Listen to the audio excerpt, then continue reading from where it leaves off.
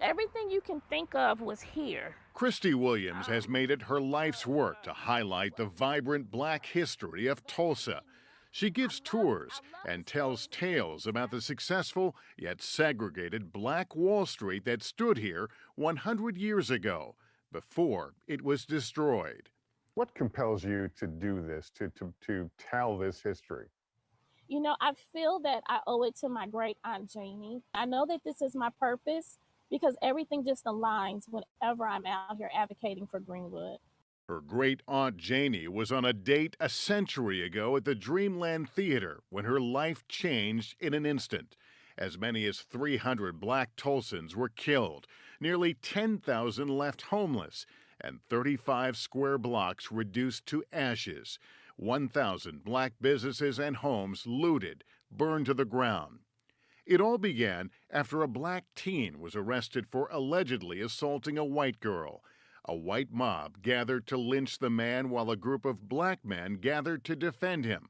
A shot rang out, leading to the worst act of racial violence in U.S. history. No one was ever held accountable, and that day went unmarked in history books. There was very much an organized effort to keep this something that was not to be discussed in a public forum. Two things happened. In the white community, there was very much a concerted effort to cover this up. Official records were stolen and destroyed. It wasn't talked about, as my mother said, you didn't talk about it because you had to work with those same people who came into your homes and who murdered your family and your friends. And just like that, the stories from that day were covered up, along with hundreds of bodies. The white authorities didn't care about what happened to the massacre victims. They had a health problem. They were trying to get rid of the bodies as quickly as possible. Only 2 known victims received a proper burial. But now, after years of advocacy from survivors, descendants, and references in pop culture, the city is working to find those unmarked graves, using ground-penetrating radar to unearth the century-old secrets. In October, we discovered 12 plain pine box coffins that we believe contain the remains of identified and unidentified massacre victims. We don't know if there are others underneath them.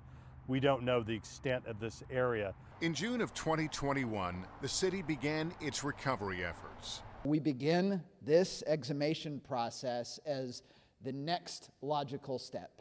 The most ideal outcome is that we can recover DNA from remains, and we can finally, a century too late, but finally, bring some closure for these families and give them the opportunity to bury them, which is a basic, fundamental aspect of human decency that any city should afford its citizens. What do you want to come out of this? How should Tulsa own this shame? Let's get those remains to those families so they can have a proper burial. But then this is where the drum roll of justice actually begins. Justice needs to be served.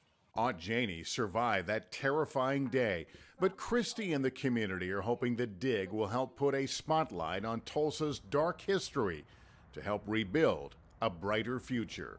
There will not be closure for the Tulsa Race Massacre for a long time, but I think that this will be a reckoning and this will be a step towards healing and reconciliation.